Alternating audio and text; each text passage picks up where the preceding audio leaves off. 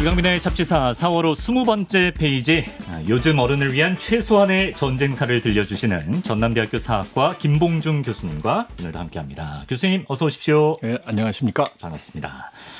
자, 지난 시간에 이어서 오늘도 전쟁사 속 악인들, 빌런들을 만나보려 합니다. 첫 시간에는 우리가 광기의 독재자 아돌프 히틀러에 대해서 알아봤는데, 오늘도 그 주인공이 만만치가 않습니다. 히틀러의 환생으로 불렸던 악의 축이죠. 이라크의 사담 후세인을 먼저 만나보겠습니다. 사실 제 또래는 후세인이라고 하면은 9.11 테러 이후에 이라크 전쟁을 많이 떠올릴 것 같고, 저보다 좀 윗세대는 걸프전 떠올리는 분들도 많이 계실 것 같은데, 일단 좀 걸프전 얘기부터 해보면 좋을 것 같아요.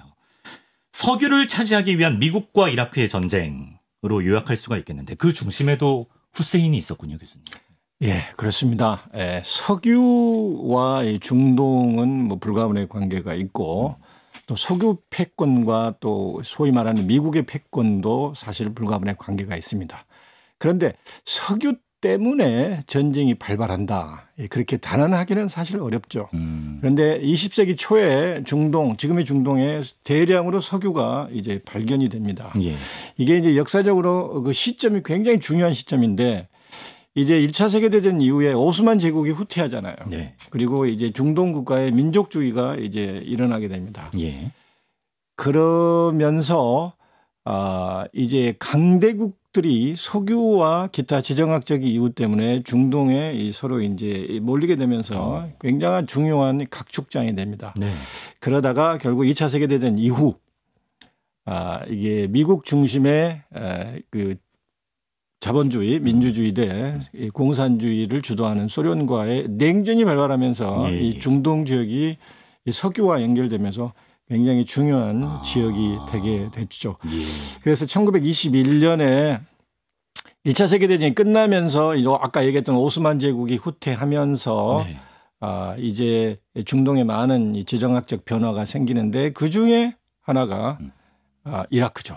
이라크에 유전이 발견되고 오스만 제국이 후퇴했지만은 영국이 한동안 지배를 합니다. 1932년에 드디어 이제 이라크가 독립을 하죠. 그러나 석유 때문에 영국이 개입하고 프랑스가 개입하고 나중에 미국도 개입이 됩니다. 그래서 여러 세계 강국들의 정치, 경제, 외교의 각축장 중에 하나가 이라크가 된 것이죠. 그렇습니다. 석유 때문에 좀 국제 정세가 바뀌고 전쟁이 발발하기도 했습니다만, 반대로 또 전쟁에서 이기려면 또 석유가 필요한 거 아니겠습니까? 당연하죠. 당연하죠. 석유가 없으면은 일단 전쟁에서 가장 중요한 게 운송이잖아요. 트럭이라든지 탱크, 비행기, 그리고 이 큰 해군 선박 이런 것들을 움직이려면 당연히 석유가 중요하죠. 2차 세계대전의 분수령이 되는 게 사실 사람에 따라 다르겠지만 제가 봤을 때는 북아프리카에서 독일의 전차군단 그리고 영국과 미국이 그 독일의 전차군단과 이게 세계적인 전차 대결을 하는데 결국 그걸 중심으로 해서 이제 연합군이 이기면서 사실 이태리를 정복하게 됩니다. 그래서 그때도 이 석유를 확보하는 게 굉장히 중요합니다. 우리 태평양 전쟁에서는 일본이 사실 베트남을 침공하잖아요. 만주사변 이후에 또 중일 전쟁을 일으키고 결국은 미국에서 하지 말라고 했는데 베트남을 침공합니다. 그래서 미국이 일본에게 석유를 수출을 막아버려요. 미국이 화나서. 그래서 석유가 없는 상황에서 일본의 팽창 제국주의는 이제 그 한계가 있잖아요. 그래서 일본이 A판 4판이다. 미국이란 나라를 넘지 않으면 안 되겠다 싶어서 유명한 1941년 12월 7일 진주만 공습을 해서 그냥 미국을 딛고 가자. 석유가 끊긴 게 중요한 요인이었군요. 그게 이제 미국과 일본이 그 전에도 이게 서로 이게 외교적으로 문제가 있었지만 결정적인 배경은 미국이 일본의 석유를 수출을 차단하면서 일본이 극단적인 선택을 하게 된 것이죠. 그렇군요. 군사력과 좀 직결되는 자원이다 보니까 이렇게 서로 민감한 상황이 펼쳐지는데, 후세인에 대해 얘기를 해보겠습니다. 1979년 이란과 국경을 맞대고 있는 이라크의 대통령으로 취임을 하는데요. 후세인이 이제 공식 행사 때마다 굉장히 좀 깔끔한 군복 차림으로 항상 등장을 하고, 또 발포 사격 퍼포먼스를 좋아했다고 하는데 이것도 우리 지난 시간에 만났던 히틀러 때처럼 좀 의도된 이미지일까요? 그렇다고 봐야죠. 아, 일단 뭐 아시다시피 후세인은 독재자이면 틀림이 없고 그런데 본인의 아이덴티티하고도 굉장히 밀접합니다. 후세인이 1958년부터 이런저런 이게 군사 쿠데타에 개입이 돼요. 예. 실패하고 체포되기도 하고 감옥살이를 하게 됩니다. 그런데 1968년 바스당의 군사 쿠데타에 이제 성공을 하게 되고 네. 자기 사촌이 이 정권을 잡게 됩니다. 후세인의 2인자가 되죠. 네. 그러다가 1979년, 9년에 사촌이 정권에서 권력에서 물러나고 이제 후세인이 드디어 이제 대통령이 됩니다. 네. 그래서 군복을 많이 입었던 이유 중에 하나는 아무래도 자기의 아이덴티티가 이전의 정치 경력이 군대와 관계가 많았기 때문에 그렇고 또 하나는 이게 군복을 입으면 굉장히 권위적이고 위압적이잖아요. 그렇죠. 네. 카리스마.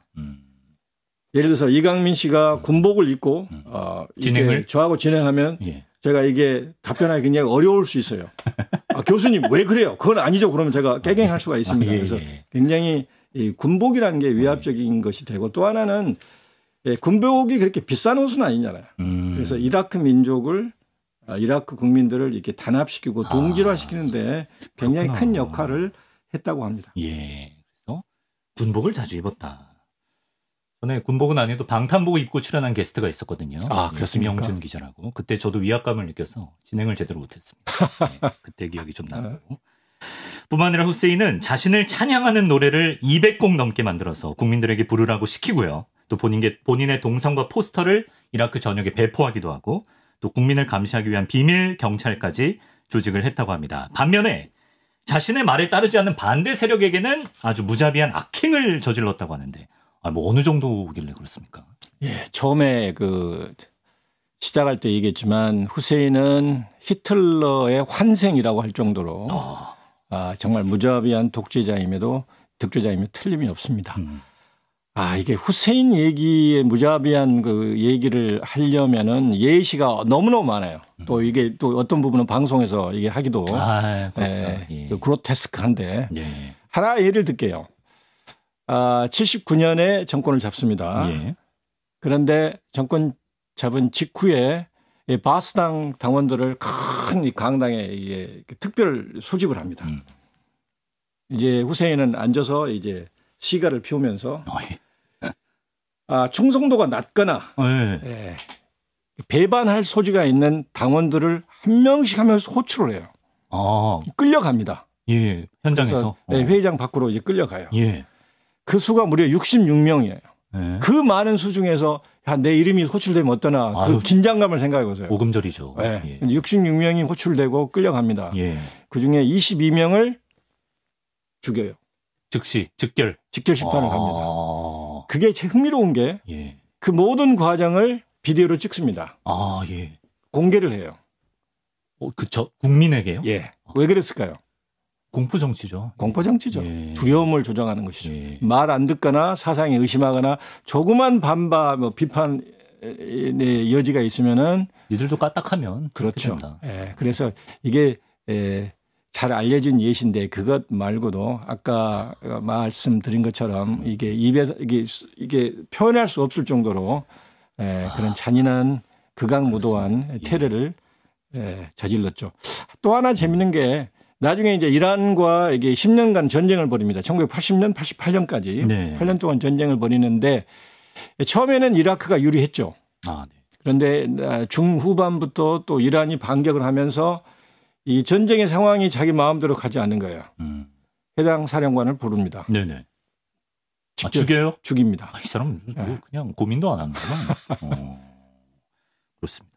그래서 뭐 당연히 그랬을 것 같아요. 후세인의 독재를 반대하는 세력이 거의 없을 정도로 모두가 뭐 후세인의 악행에 치를 떨었다고 하는데 이게 너무 처참한 이야기이긴 합니다만 후세인이 죽인 사람들을 좀 집계해 보면 한 수십만 명까지도 본다는 얘기가 있고요. 써서는 안 될 화학 무기를 써서 5천 명을 죽였고 나중에 밝혀진 얘기는 훨씬 이게 다른 민족들 이란과 다른 민족까지 합치면은 한 3만 명 죽였을 것이다. 이제 국제기구의 통계에 의하면 1,000만에 곱하기 2를 해라. 곱하기 2를 하면 6만 명이잖아요. 예. 적어도 6만 명 정도를 이렇게 화학 무기 등을 사용해서 죽였지 않았나 이렇게 얘기를 하고 1988년에는 네. 쿠르드족을 대상으로 한 10만 명을 죽입니다. 10만 명 이게 뭐 그래서 상당 부분 화학 무기를 사용해서 쿠르드족을 죽이는데 이게 죽은 사람들 상당 부분은 또 어린이와 여자들이 포함이 됩니다. 네. 끔찍한 공포 정치죠. 그렇죠. 그래서 반체제 인사, 자기에게 반대되는 혹은 그런 반대되는 이 모양새만 갖춰도 네. 이제 희생이 당하게 되죠. 그러니까 뭐 집계수 누락된 사람들까지 합치면 진짜 뭐 수십만 명 봐야 될 것 같은데 거기에는 이제 이라크 국민들도 있었단 말이에요. 왜 자 국민들에게까지 이런 끔찍한 짓을 저질러야만 했던 것인지. 네 마디. 내자. 뭐죠? 정권 유지. 정권 유지. 예. 역시. 정권을 유지하기 위해서는 뭐 자국민 뭐 다른 국민 할 것 없이 그런 공포 정치를 펼쳤죠. 이런 것도 있어요. 예를 들어서 숙청을 당한 가정 혹은 뭐 다른 이유로 전쟁에서 죽음을 당한 가정에서는 장례를 치러야 되잖아요. 그렇죠. 예. 그럼 사람들 울게 되잖아요. 네. 애도를 하잖아요. 네. 조심해야 됩니다. 슬퍼하면 안 되나요? 과도하게 슬퍼하면은 체제 비판자다. 그래서 또 비밀 경찰들이 체포합니다. 가족이 죽었는데 그래도. 네. 그래서 장례를 치르면서도 눈물을 보여서는 안 되는 그 상황이 사담 후세인의 공포 정치 상황이죠. 그 유족들의 심정을 누가 헤아릴 수 있겠습니까? 예. 자, 그렇게 걸프전이 끝나고 10년이 지나서요. 이제 2001년에 뉴욕에서 9.11 테러가 벌어집니다. 다시 한번 후세인이 세계의 주목을 받게 되는데 사실 9.11 테러의 주범은 오사마 빈 라덴인데 그렇죠. 당시 이제 부시 대통령, 아들 부시 대통령이죠. 부시 대통령이 이라크와의 전쟁을 선포한 그 배경, 이유가 뭔가요? 이게 사람들이 좀 의아해한 부분입니다. 2001년 9월 11일 9.11 테러가 있었고 오사마 빈 라덴이 이제 주범으로 이제 찍혔죠. 사담 후세인은 사실 별 관계가 없는데 갑자기 2003년 부시가 사담 후세인을 제거해야 되겠다. 그리고 이라크의 그 대량 살상 무기를 우리가 찾아서 없애야 되겠다 해서 이라크 전쟁을 벌입니다. 그래서 사실 2001년 9.11 이후에 미국이 사실상 아직 혼돈 상태였죠. 그 상태를 이용해서 부시 대통령이 그때 이제 악의 축이라는 유명한 연설을 합니다. 악의 축 중에 이제 우리 북한도 그렇죠. 북한도 포함이 되는데 사실 주 타겟은 사담 후세인입니다. 왜냐하면 아버지 부시, 자기 아버지 부시가 조지 H.W. 부시가 1991년에 이라크와 전쟁을 합니다. 이게 이제 걸프 전쟁이죠. 그래서 사담 후세인이 이제 쿠웨이트를 침격하고 쿠웨이트를 이제 장악을 합니다. 그래서 아버지 부시가 이제 그 개입을 하죠. 그게 이제 1차 걸프 전쟁이라고 그러는데 2003년에 그 이라크와 전쟁은 2차 걸프 전쟁이라고 그럽니다. 그때 쿠웨이트를 이제 해방을 시키죠. 이라크군을 격퇴를 시킵니다. 그런데 미국이? 후세인을 살려줘요. 전쟁을 그냥 끝냅니다. 그렇군요. 그 이유는 여러 가지 있겠지만 아무래도 베트남 전쟁의 그런 기억. 이 전쟁이 너무 오래 가면 잘못하면 문제가 생길 것 같아서 그만둘 땐 그만둬야 된다. 정치적인 이유 때문에 전쟁을 끝내버립니다. 그래서 많은 미국의 신보수주의자들, 우리가 네오콘이라고 그러잖아요. 니오 컨서버티브, 네오콘들이 신보수주의자들이 그때 사담 후세인을 제거해야 되는데 제거하지 못해서 위험하다 이거예요. 사담 후세인이 또 이스라엘을 공격할 수도 있잖아요. 그래서 이 후세인을 제거하지 못한 것에 대해 굉장히 불만이 많았습니다. 그래서 9.11이 터지고 이제 그 국가적인 그런 혼돈 상황에서 대량 살상 무기를 찾아야 된다. 그 명분으로 이라크 전쟁을 이제 벌이게 되죠. 그래서 후세인이 타겟이 됐군요. 그래서 결국은 후세인이 이제 미군 특수부대 2003년 12월로 기억되는데 미국에 생중계도 됐습니다. 그래서 후세인이 특수부대에 이게 체포되고 그리고 3년 뒤 2006년 12월에 이라크 내에서 사형 선고를 받아서 교수형에 처하게 되죠. 그때 뭐 현상금이 우리 돈 280억 원까지 걸렸다고 하니까 후세인이 죽었어야만 끝나는 전쟁이었고 실제로도 이렇게 처형을 당하게 된다. 자, 전쟁사 속 악인들 후세인에 대해 알아봤는데요. 빼놓을 수 없는 또 다른 전쟁사 빌런을 좀 짧게나마 더 만나보겠습니다. 2차 세계대전 이후에 유럽에서 발생한 대량 학살의 주범이자 보스니아의 도살자로 불린 보스니아 학살 3인방이 있습니다. 예. 3명이군요. 네. 제가 좀 소개를 해드리면 군인 출신 라트코 물라디치, 그리고 전 보스니아 세르비아 지도자 라도반 카라지치, 그리고 슬로보단 밀로셰비치라는 전 유고슬라비아 대통령까지 이 3명이 전쟁 빌런이군요. 학살 빌런. 예. 이 3명이 사실 이게 유명한 보스니아 전쟁의 학살 주범인데 이게 1990년대 얘기입니다. 이게 정확히는 1990년대 중반 얘기인데 사실 엊그저께 얘기죠. 예, 그저께 얘기인데. 비교적. 예. 예, 이게 이제 정치 또 역사적으로 배경을 보면은 1989년은 베를린 장벽이 무너집니다. 그리고 네. 1991년에 또 소련이 해체되죠. 아, 그렇죠. 그래서 유고 연방도 해체됩니다. 네. 그래서 먼저 독립을 하고 치고 나왔던 게 슬로베니아, 크로아티아가 독립을 선포하게 되죠. 네. 그래서 유고 연방은 이제 긴장하게 되죠. 세르비아 중심의 유고 연방은 굉장히 긴장하게 됩니다. 근데 가장 중요한 게 세르비아 다음으로 가장 큰 이 영토가 보스니아 헤르체고비나입니다. 유튜브 지도를 보니까 정말 세르비아 다음으로 큰 영토가 보스니아 헤르체고비나. 예. 좀 쉽게 생각하면 지난번에 제가 얘기했던 지금 우크라이나 전쟁을 생각하면 됩니다. 러시아가 이게 해체됐잖아요. 예. 러시아 다음으로 가장 큰 데가 우크라이나죠. 그걸 생각하면 됩니다. 그래서 네. 유고 연방이 해체되면서 세르비아 다음으로 가장 큰 나라가 민족이 보스니아 헤르체고비나. 예. 그런데 보스니아의 구성원의 80% 정도는 보스냐크, 즉 이슬람교도들입니다. 아, 그래요. 예. 예. 그래서 이슬람교도가 있는 이 보스냐크 이게 이제 독립을 하면서 문제가 생기고 네. 세르비아 계통이 이제 북쪽에 있는 동쪽에 있는 세르비아 계통이 보스니아 헤르체고비나 내에서 독립국을 만듭니다. 이게 예. 스릅스카 독립국이죠. 스릅스카. 예. 그래서 1990년대 중반에 결국은 보스니아 헤르체고비나와 이게 스릅스카 공화국 간에 이게 예. 전쟁이 발발하는데 그 스릅스카 세르비아계를 지원했던 게 예. 밀로셰비치 세르비아 밀로셰비치. 대통령이 지원하게 됩니다. 예. 그래서 거기서 이제 보스니아 스레브레니차라는 곳에서 대학살이 벌어진다고 하는데 그 맥락인가요? 예. 스레브레니차가 전쟁 중에 이 보스니아 헤르체고비나와 스릅스카 공화국의 접경지대에 있었습니다. 예. 정확히 1995년 7월 네. 11일 네. 스릅스카 공화국의 민병대가 한 10,000명 정도가 보스니아계의 그 이슬람교도 10,000명 정도가 이게 피난와 있던 그 지역을 민병대가 침공을 합니다.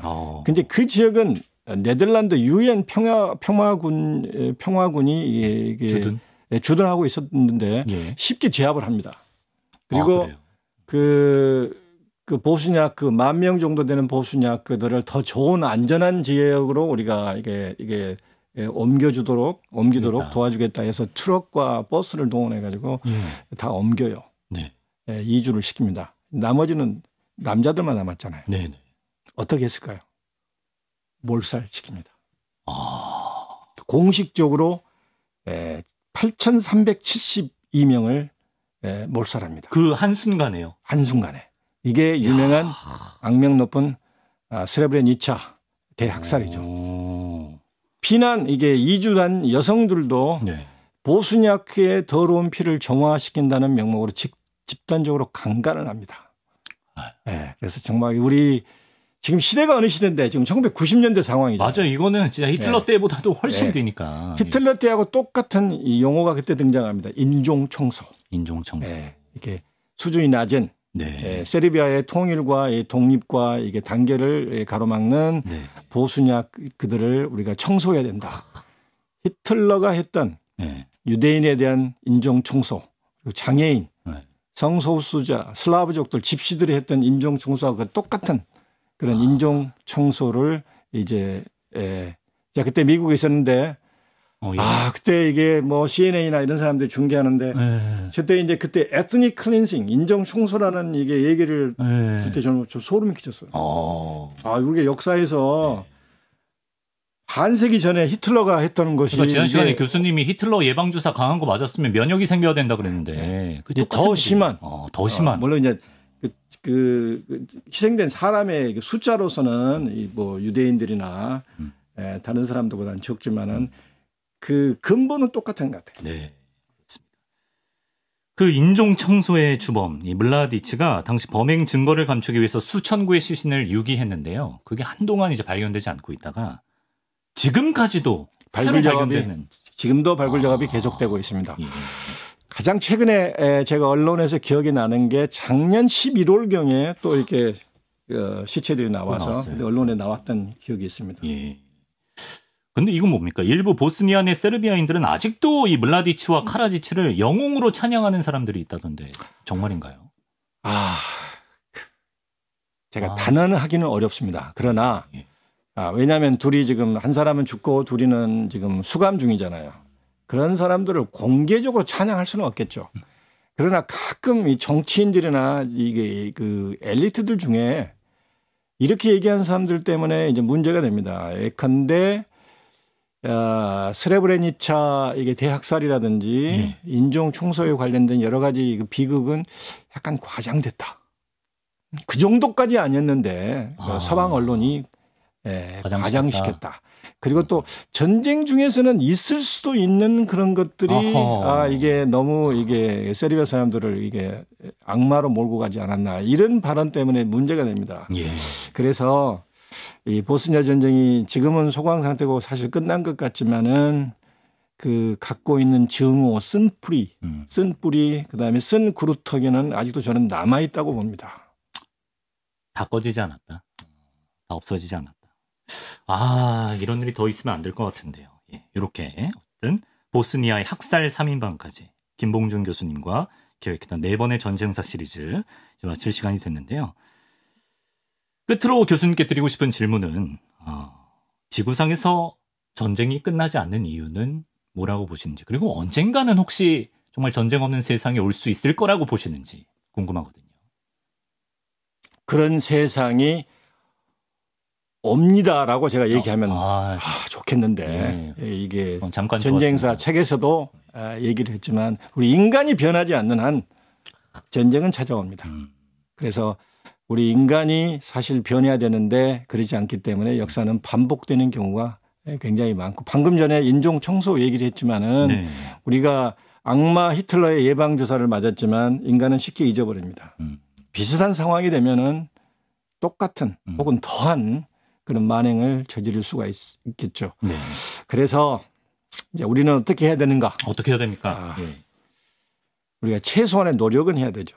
그래서 이게 전쟁사 책에서도 얘기했지만 확률적으로 독재자들이나 이게 필요 이상으로 권력이 모이는 곳에서 전쟁이 발발할 경우가 굉장히 많습니다. 확률적으로. 그렇다면은 우리가 각성해서 그런 사람들이 나오지 않도록 우리가 경계를 해야 되고, 또 하나는 이제 우리가 최근대 현대에 와서는 국제사회도 굉장히 중요합니다. 그래서 우리도 각성을 해야 되고 경계를 해야 되지만 국제사회와 함께 우리가 노력을 해서 그러한 비극이 다시는 일어나지 않도록 우리가 노력은 해야 되겠죠. 그렇습니다. 요즘 어른을 위한 최소한의 전쟁사. 저도 읽어봤는데 너무 재밌어서 추천드리고요. 교수님 한번 책이랑 같이 잡아주세요. 오늘 깔맞춤을 또 의도치 않게 파란색으로 책이랑 해오셔가지고 책 색깔이랑 의도된 연출인가요? 모르겠습니다. 후세인식. 어쨌든 추천드리고요. 여기까지 잡다한 전쟁사 사전 2달에 걸쳐서 역사 속 전쟁들과 또 악인들, 또 지금 이 순간에도 역사를 써내려가고 있는 현재 진행 중인 전쟁까지 만나봤습니다. 김봉준 교수님 다시 또 뵐 수 있길 바라면서 그동안 말씀 감사했습니다. 네, 감사합니다.